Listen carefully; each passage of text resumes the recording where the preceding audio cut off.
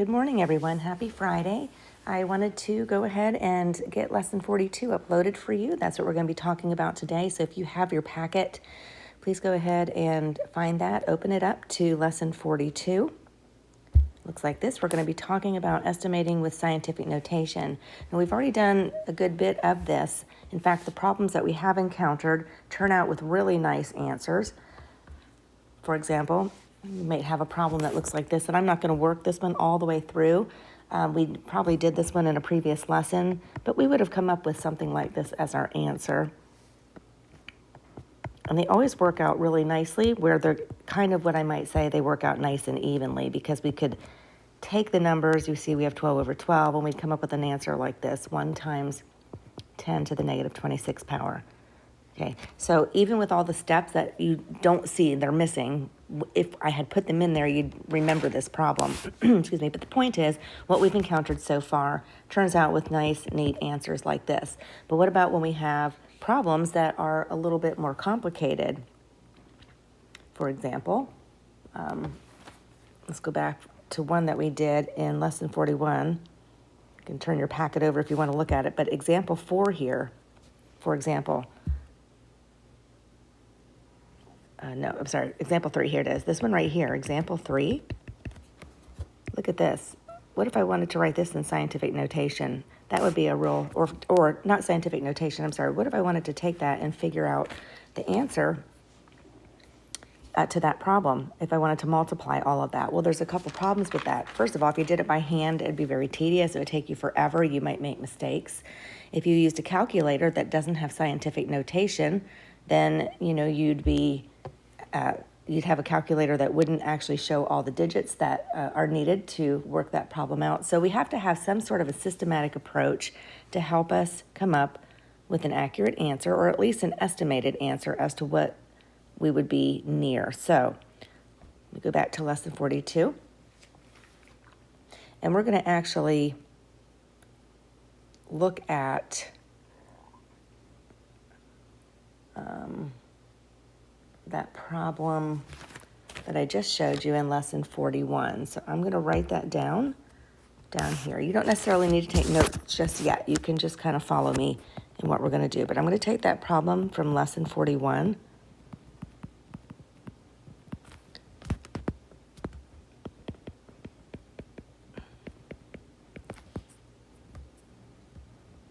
Okay. And I'm going to show you how we can get a good estimated answer for this problem. At least it'll help us know if I did do it by hand, or if I have a scientific calculator, I could plug it in there and get an answer. But I want to make sure that I know that I'm at least in the right ballpark. So let's see how we can do this with an estimating process. I'm going to round each one of these numbers these factors that are being multiplied, and I'm going to round them to their nearest whole number. So 16 rounds to 20. 5280 rounds to 5,000. And I think I forgot one of those, didn't I? Because there should be 3 there.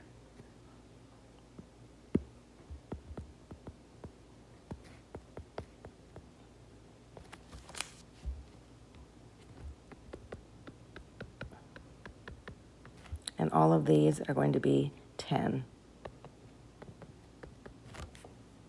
Okay, now I'm going to take each one of those and write those into scientific notation. So I would have 2 times 10 to the first power. I would have, for this one, I would have 5 times 10 to the third power. Same here, 5 times 10 to the third power. 5 times 10 to the third power. This makes your multiplying so much easier. For 10, that's just 1 times 10, or 1 times 10 to the first power. We'll write that 3 times.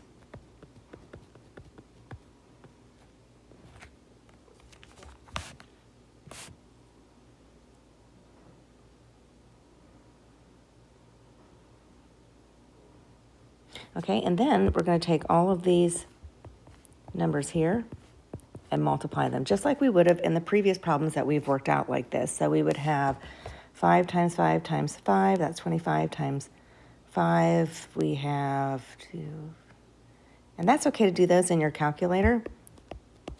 So you end up with 250 times 10, and we add up our exponents, 3, 6, 9, 10, 11, 12, 13.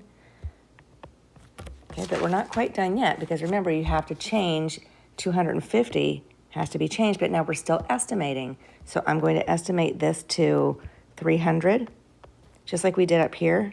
When I was estimating all these numbers, we keep using an estimated number to its nearest whole number, times 10 to the 13th power.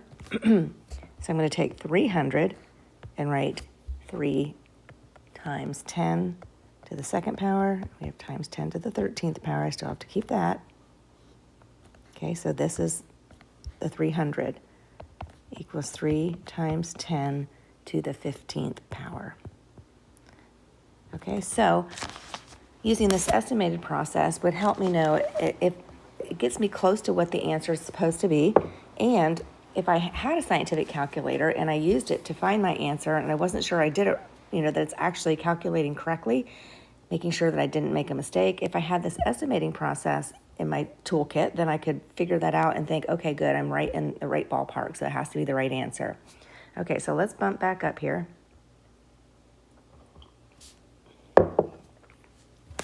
And look at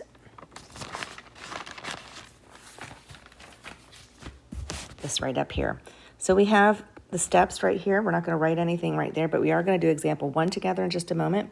But let's look at the steps here. So in order to estimate the product, let's just say this right here is the problem we have. And the first step we would do is round each number to the first digit. Second step is rewriting each one of those numbers into their scientific notation, and then multiply it out for the final answer. And in fact, in that last problem,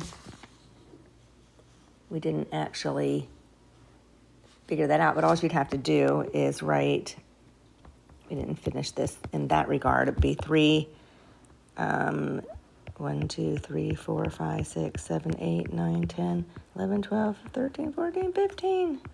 It's a pretty big number. I'm not even sure where that goes, but that's a pretty big one.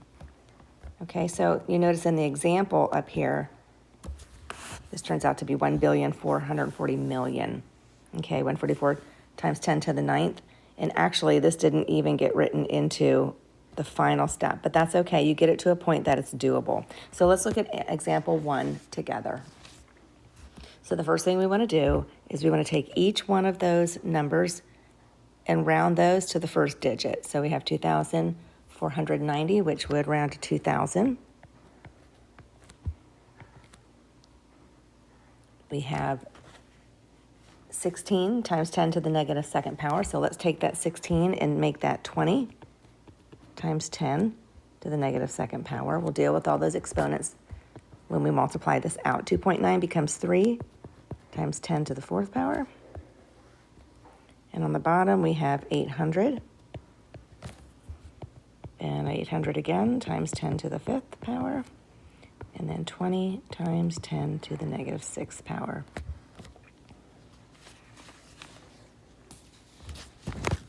Okay, now we need to take each one of these numbers and write those in scientific notation. So I'm going to take that 2,000 and rewrite it as 2 times 10 to the third power, right? That's the same as 2,000. And then I'm going to take the next set here. I'm going to write 2 times 10 to the first power, of course, times 10 to the negative second power, times, and we already have this one's already set for us, 3 times 10 to the fourth power. Okay, now I'm going to deal with this right here. See that part right here? So that we don't have to rewrite, because what you're going to find with these problems is there's a lot of writing to deal with. So this is actually I'm going to rewrite this whole thing. It'll be 2 times 10 to the negative first power. Okay, so I'm going to put that in parentheses and just cross that out. That's what that is right there. Okay, over, I'm going to take this 800 up here and make it 8 times 10 to the second power. I'm going to take this 800 here and do that again, 8 times 10 to the second power, times 10, I've got to keep this one in mind, times 10 to the fifth power, don't drop anything off in the process, And then we're going to have 2 times 10 to the first power times 10 to the negative 6th power. All right, now let's write what we have over here. And actually, I'm going to do the same thing I did on top there with this one on the bottom. I'm going to change this to 2 times 10 to the negative 5th power. We can cross that out, just rewrite it. I'm just putting my exponents on my 10 there together. I suppose we could do the same thing right here as well. 8 times 10, to the 7th power.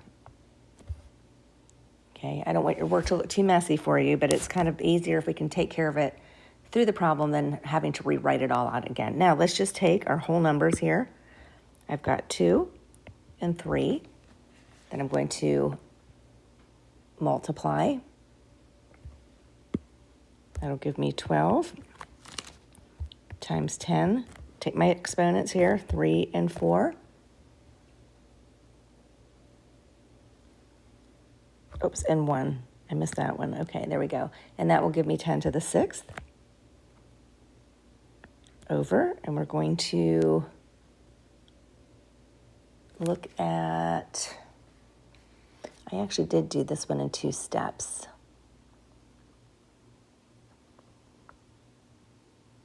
Okay, but that's okay. We can leave it like this. So let's go ahead and take care of this one. This one's a little bit longer, but you're going to have 8 times 8 is 64. 64 times 2 is 128, right? Because I just took these whole numbers down here, 8, 8, and 2. Just like I did up here, I took 2, 2, and 3. So 8 times 8 is 64. 64 times 2 is 128. Times 10 to the, we have, where's my exponents here? 2, 7, and a negative 5. So we have 10 to the 4th. Is that right? 2 and 7 is 9, minus 5 is 4, right? Alrighty. Now this will actually simplify. I can divide both of these by 2, and actually maybe even something higher. Hold on a second. In my work here, I did it by 2, but let me try something here.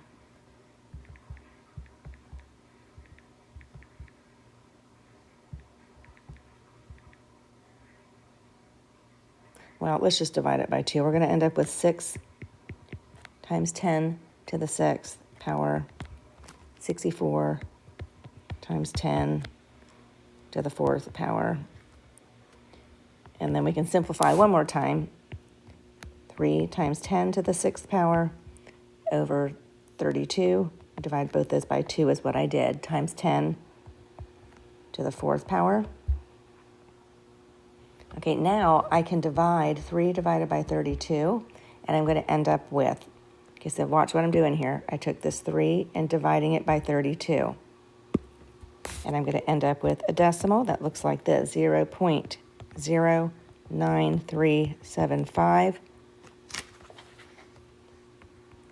And I'm going to do the same. I'm going to think about these exponents over here. Remember, when they're in a division problem like that, then I subtract my exponent, so I would have 10 to the 2nd power.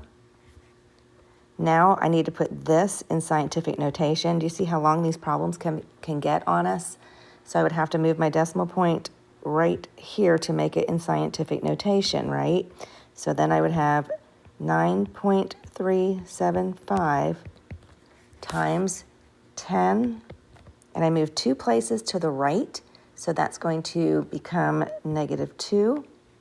But I also have to remember to include this guy. So we times 10 to the 2nd power. And for our final answer here, we're getting there, we'd have simply 10 to the 0, right? Which is 1. So the answer would be 9.375. Wow, that's some big work. Okay, so let's try one of these together.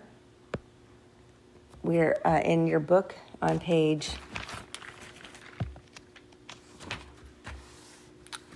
188. There are 2 at the bottom down there. We'll go ahead and work these out together.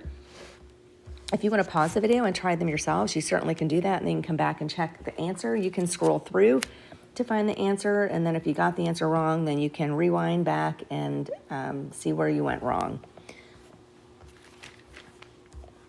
All right, letter A, and I only chose for you to have to do 2 because they were quite lengthy. Letter A, we're going to estimate this product. So we have 13 times 5,280. There's that number again, 5,280 times 12 times 12. All right, so we're going to use our scientific notation to estimate our answer here. Okay, so let's take each one of these numbers. Remember, we're going to round these to the nearest whole number, or that first digit. So we'd have 10 times 5,000, 2 times there. And the 12 turns to 10 when we round it. It becomes 10. Then we write each one of these in scientific notation. So the first one is 1 times 10 to the first power, 5 times 10 to the third, 5 times 10 to the third, 1 times 10 to the first, 1 times 10 to the first. All right, so then we multiply all of our first whole numbers together. So we have 5 times 5 is 25, and basically that's what we come out with because the rest of those are ones, times 10 to the, and let's add our exponents together. We have 1, 3, 3, 1 and 1, so 3, 6, 7, 8, 9 to the 9th power. This is not in scientific notation, so we have to make it in scientific notation. It becomes 2.5 times 10 to the first power times 10 to the 9th power, and you would get 2.5 times 10 to the 10th power. And actually, that is the final answer. If you wanted to calculate that out, you certainly can do that. You just move your decimal point 10 places to the right. Okay, so that's letter A. Let's look at letter B. Letter B, we are supposed to use scientific notation to estimate this as well. It's just a little bit bigger problem. So there's going to be a bit of writing here because these are large numbers, obviously, because that's why we're using an estimating process here.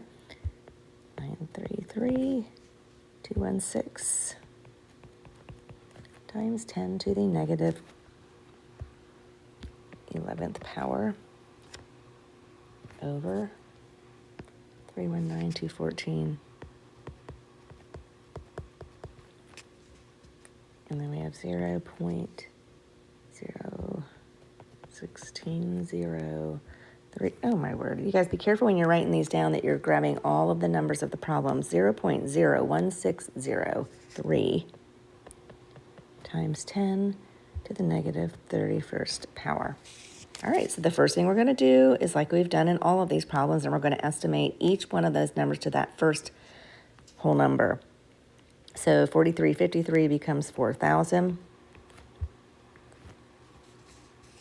This one here becomes 900,000 times 10 to the negative 11th power. On the bottom, 300,000. And the one up top here, this one here, oops, just this part,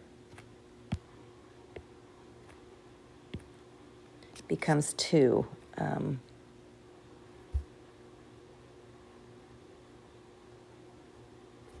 Becomes 2 because think about it, this number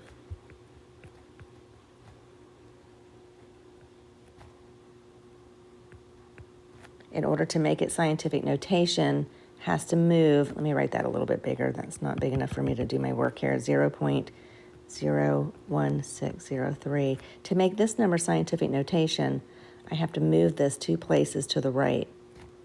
So you're going to end up with 1.6, and when I round that, it becomes 2.0, or just 2. So 2 times 10, I moved it 2 places to the right, so it's going to be a negative 2 times 10 to the negative 31st power. Okay? Follow everybody? All right, let's take 4,000 and write that in scientific notation. So we're going to have 4 times 10 to the third power times 9 times 10 to the 5th power, right? 1, 2, 3, 4, 5, times 10 to the negative 11th power, because can't forget about that guy. And then we'll have 3 times 10 to the 5th power, and 2 times 10 to the negative 33rd power.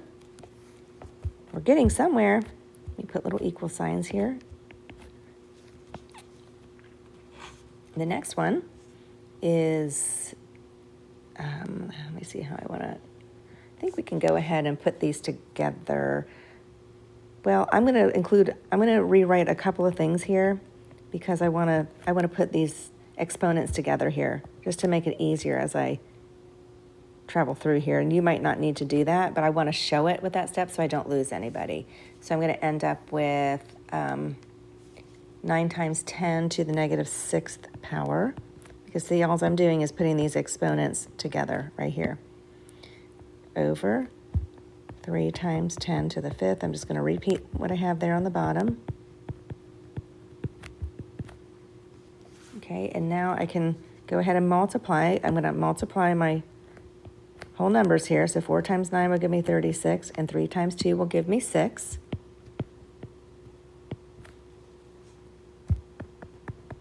And we put our exponents together, so I'd have right here 3 minus 6, which is a negative 3.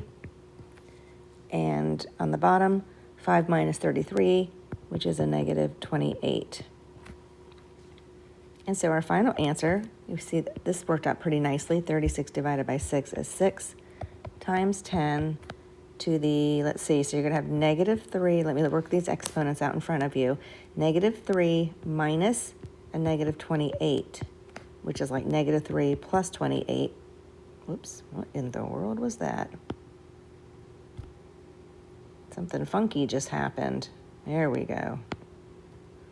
I'm sure you guys are laughing at me because all things like that happen to me all the time. Okay, so I ended up with what, 328. So I'm going to end up with 25 as my exponent here on my 10. So there's my final answer. See how big that answer will get, though? You wouldn't want to write that out as it really is. That's why scientific notation is really nice, because you'd end up having to add 25 zeros to that 6. So that would be a pretty big number. In fact, let's look at what that would look like. 6. 1, 2, 3, 4, 5, 6, 7, 8, 9, 10, 11, 12, 13, 14, 15, 16, 17, 18, 19, 20, 21, 22, 23, 24, 25. You see how big that number is? That's why we write it in scientific notation. There's your answer. Okay, so you guys can go ahead and work on the lesson for today. If you have any questions, please feel free to shoot me an email through Google Classroom or directly to my email. I'll be happy to see if I can help you. Have a wonderful weekend, guys. And also remember, you have a lot of problems you're working out between the 2 lessons we did yesterday and the lesson today. Please try to spread it out. Don't try to finish this all in one sitting.